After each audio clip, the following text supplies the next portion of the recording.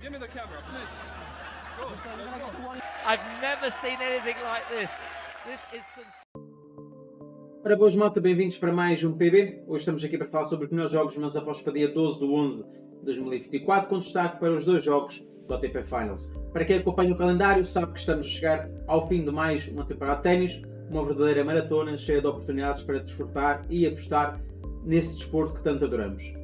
Para alguns jogadores, como Daniil Medvedev, a época foi tão extensa que ele já está a contar os dias para as suas merecidas férias. Quem o pode culpá-lo depois de resultados deprimentes este ano, onde não ganha qualquer título, um jogador que está habituado a ganhar títulos, um jogador que está habituado a lutar pela liderança do circuito ATP e cada vez está mais longe, e depois lá está, defrontou aqui adversários que parecem que saíram de um jogo de xadrez, por isso jogadores que conseguiram antecipar cada movimento do jogador russo, que a verdade é que também não apresentou, lá está, o seu melhor ténis. Antes de irmos para a análise, não se esqueçam de subscrever o canal e ativar o sininho de notificações. Sabem como eu e o YouTube às vezes joga contra nós e esconde os nossos conteúdos sobre apostas esportivas. Não queremos que percam nada, por isso façam a vossa parte e, claro, deixem o vosso like, é o mínimo depois de tanto esforço para vos entregar este conteúdo. O circuito masculino, como já tinha dito, termina com o ATP Finals, embora ainda haja o torneio de Next Gen, mas apenas para uma pequena fração de jogadores, aqueles jovens talentos que nos fazem questionar o que andámos a fazer aos 20 anos. Jogadores como Nardi, Arthur Fils, Michel Sen, entre outros. Este ano temos jogadores que estão um pouco fora do radar da maior parte dos apostadores e especialistas do ténis, por isso fiquem atentos às surpresas. Aqui é um conselho já a pensar nesse torneio da Next Gen.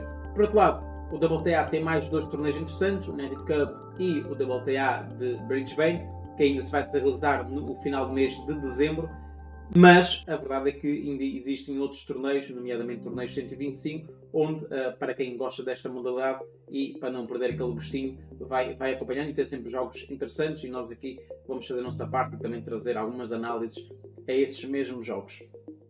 Vamos então aqui falar do primeiro jogo entre Daniil Medvedev e Alex de Minaur. Como disse, Daniil Medvedev está a passar por uma fase muito complicada, não ganhou qualquer título este ano, 2024. Vem de 4 derrotas consecutivas, que começou com a derrota frente ao Sinner em Xangai, uma derrota esperada, tendo em conta o momento dos dois jogadores, embora o Daniil Medvedev, como tem aquele jogo mais desconcertante, mais ímpar dentro do circuito, podia aqui causar alguma surpresa. A verdade é que o Jannik Sinner acabou por ganhar por 2-0. Naquele torneio de exibição na Arábia, que valeram claramente os milhões pagos, o Daniil Medvedev apanhou uma vez mais o Sinner e perdeu uma vez mais por 2-0. Perdeu com o Popyrin em Masters 1000 de Paris, e aqui sim é considerado uma surpresa, porque claramente o Daniil Medvedev é mais jogador, e nesta superfície, nas condições que estavam a ser jogadas, parecia-me que tinha claramente uma vantagem, e o mercado também considerava isso, porque o mercado precificou a vitória do Daniil Medvedev para esse jogo com modo a rondar 1,30, 1,35.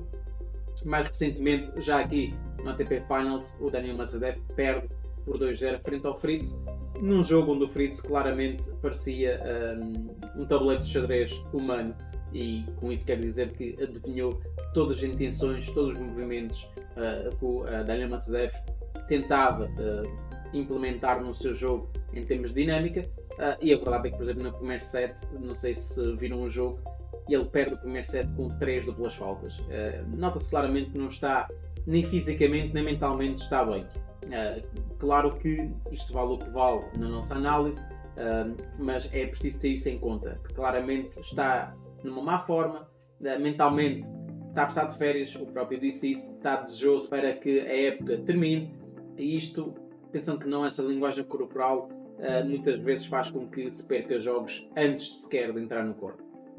Já o Alex de Minaur vem de 2 derrotas, uma frente ao Rune no Masters 1000 de Paris e outra mais recentemente frente ao Sinner, mas num bom jogo de Alex de Minaur, porque para quem viu o jogo, o Alex de Minaur teve a subir para 3-1, acaba por não conseguir confirmar o break quando o Sinner estava a subir para 2-1.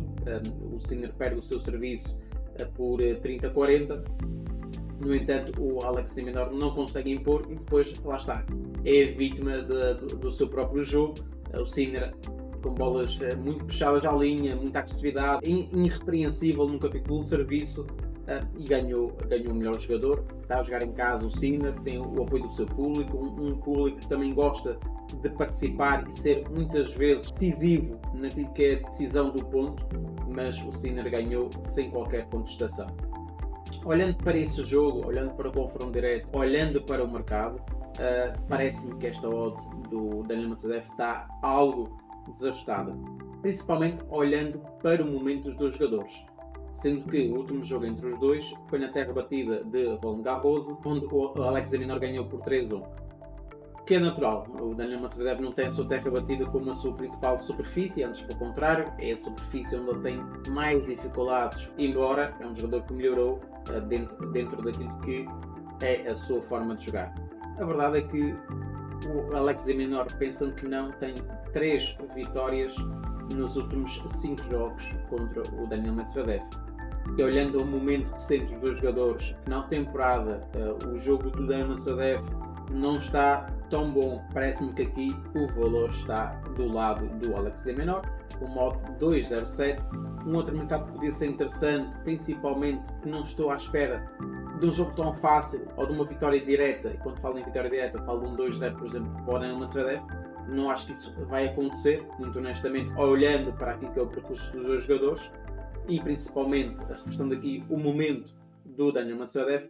Podemos ter aqui a pessoa do Overgames, mas isto com o decorrer do jogo, principalmente se o Daniel Medvedev, por exemplo, ganhar o primeiro set, podemos puxar linhas do handicap positivo a favor do Alex de Minaur e procurar aqui uma boa margem de segurança para aquilo que se passa dentro do jogo. Depois temos o outro jogo, que eu acho que não tem assim grande valor, mas queria dar aqui também a opinião sobre ele, que é o jogo do Jannik Sinner contra o Taylor Fritz, que é o simples facto de ambos os jogadores já jogaram por 3 ocasiões. O Sinner venceu os últimos 2 jogos, ainda no Wells em 2023 e mais recentemente no US Open em setembro deste ano. O Sinner ganhou por 3-0 o Taylor Fritz. O jogo do Sinner encaixa na perfeição naquilo que são as mazelas, naquilo que são as debilidades do jogo do Taylor Fritz. Claro que jogar contra o número 1 é sempre algo de motivação, algo para tentar surpreender. O Taylor Fritz é um jogador interessante, serve bem, tem uma boa dinâmica no fundo do corte, mas eu acho que a agressividade, a intensidade do jogo do Sinner vai fazer, mais tarde ou mais cedo, vai fazer moça naquilo que será a estrutura e naquilo que é a dinâmica de jogo do Taylor Fritz. Olhando para os últimos resultados, o Taylor Fritz nos últimos 5 jogos, 3 vitórias e 2 derrotas. Perdeu com o Draper no Masters 1000 de Paris e perdeu em Xangai contra o Novak Djokovic, mas venceu o David Goffin em Xangai, o Rune neste mesmo torneio e mais recentemente venceu o Daniel Medvedev e tem aqui então essa tal motivação de jogar com o Jannik Sinner, que joga em casa, vem numa sequência de jogos muito interessante. São 10 jogos, 10 vitórias, jogos entre Djokovic, Mayates, Daniel Medvedev por 2 ocasiões. Vence muito bem o Alex de Minaur no primeiro jogo aqui no ATP Finals por 6-3 e 6-4. Recuperou, depois de ter um break em atraso, recupera, consegue se impor de tal forma que o Alex de Minaur, por mais que tentasse, não conseguia ter armas suficientes para contrariar a superioridade do senhorinha, como a gente costuma dizer. E pronto, acredito aqui que este ano claramente é o ano do Jannik Sinner e tem aqui a possibilidade de ganhar este ATP Finals, na minha opinião. Olhando para o momento dos jogadores, parece-me que seja aquele que está mais preparado e vem de títulos, o que dá sempre aquele boost em termos de confiança. Olhando para os mercados, não há muito a fazer aqui, acho que é um jogo claramente pré-ouvido. No entanto, considero que poderá ser um jogo onde o Sinner vai ter mais dificuldades do que essa odd de 1.15 sugere. Acho que é uma odd relativamente baixa, olhando também para aquilo que é o percurso e a qualidade de jogo que o Taylor Fritz tem. Acho que algo que nós podíamos fazer é, por exemplo, esperar um set curto, por exemplo, dentro daquilo que o mercado está a prever. O Jannik Sinner ganha, por exemplo, o primeiro set, procurarmos depois, a partir daí, um handicap mais 8,5, mais 6,5, dependendo das linhas na altura, ou então a possibilidade de termos um jogo para ir além dos 2-0, que é aquilo que o mercado está a prever. Por exemplo, para vocês terem uma ideia, o 2-0 para o Yannick Sinner está 1.40. Eu não acho que seja um modo vantajoso, um modo 1.40 para um 2-0, tendo em conta os perigos desta fase do torneio, essa fase da temporada, todas as questões já aqui falamos.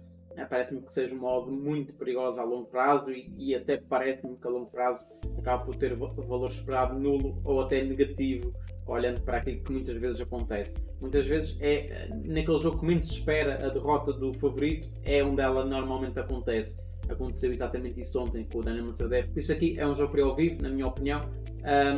Para aqueles que vieram para saber qual é a aposta do dia ou a aposta para os jogos, o vosso vídeo termina aqui.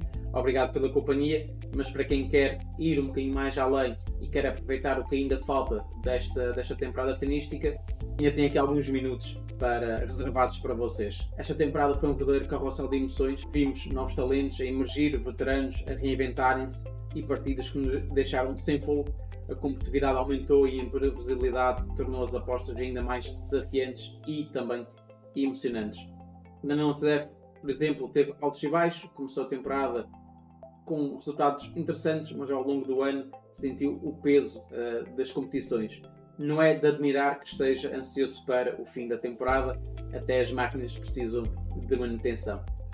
Deixar aqui também alguns conselhos para quem quer aproveitar o que falta desta temporada e também preparar-se da melhor forma para a próxima, porque temos aqui um intervalo sensivelmente de um mês entre o fim de uma temporada e o início de outra e, como sabem, depois temos ali os torneios australianos, onde o fuso horário acaba por ser muito complicado para nós e nós temos que mudar um bocadinho determinadas coisas para estarmos no topo de forma para conseguirmos performar na melhor forma, como diz o Abrão da Odd Justa. Lá está. Acredito que para aquelas pessoas que tiveram uma época como o Daniil Medvedev, eu acho que descansar e recuperar mentalmente é muito importante. Tal como os profissionais, é fundamental tirar tempo para descansar. O corpo e a mente precisam de recuperar para voltar mais fortes. Nesse descanso podemos olhar um bocadinho para aquilo que nós fizemos, analisar a temporada, corrigir erros, perceber quais foram os jogadores que nós tivemos mais à vontade e mais facilidade de analisar e também lucrar com as nossas análises, quais foram os jogadores que por alguma razão ou outra que não tivemos tão bem, seja uma questão pessoal da nossa parte, seja uma questão depois dos jogadores, perceber porque é que aquele jogador não ganhou esse jogo, se era favorito, isto e aquilo. É importante também fazer esse tipo de exercício. Também, na minha opinião, há quem não concorde, eu trabalho muito por metas e objetivos, e acho que isso motiva a sairmos da cama e trabalharmos de forma focada. Acho que os objetivos são muito importantes.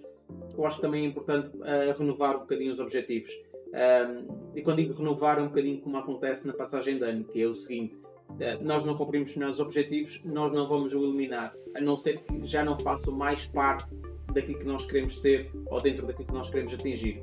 Porque se fizer parte, nós pegamos nesses objetivos e vamos transferir para a nova temporada. Depois também, se possível, se conseguires atingir os objetivos, ou estiveres muito perto de os atingir e já não tem aquela importância que tu estavas a dar, por exemplo, no início do ano, aí sim estabelecer novos objetivos. E quando falo aqui objetivos, não estou a falar de objetivos financeiros, falo mais em objetivos qualitativos. Melhorarmos a nossa análise, descansarmos mais, trabalharmos se calhar apenas um número específico de jogos, não ser uma maratona de jogos, que isso depois vai refletir ao longo da temporada num decréscimo de qualidade e de performance no mercado. E lá está. E muitas vezes não se leva demasiado a sério. Às vezes é importante rir dos nossos próprios erros, afinal, como dizia o outro, o perder faz parte do jogo, mas ninguém disse que não podemos divertir-nos no processo. E isso é muito importante, e hoje em dia as pessoas estão numa correria louca à procura do green, à procura de atingir determinado patamar. Acho que é muito importante saber apreciar esse processo e divertir-se no meio dele, e, como disse, um bocadinho a rirmos de nós próprios e partilhar experiências com as outras pessoas. Acho que é muito importante. Então, pessoal, vamos aproveitar os últimos momentos desta temporada e preparar-nos para a próxima com energia renovada. Obrigado por estarem desse lado, pelo apoio e pela companhia. Continuaremos juntos nessa jornada pelo mundo do ténis, com muita assertividade, espero eu. E pronto, vemos numa próxima oportunidade aqui para analisar mais jogos do ATP Finals.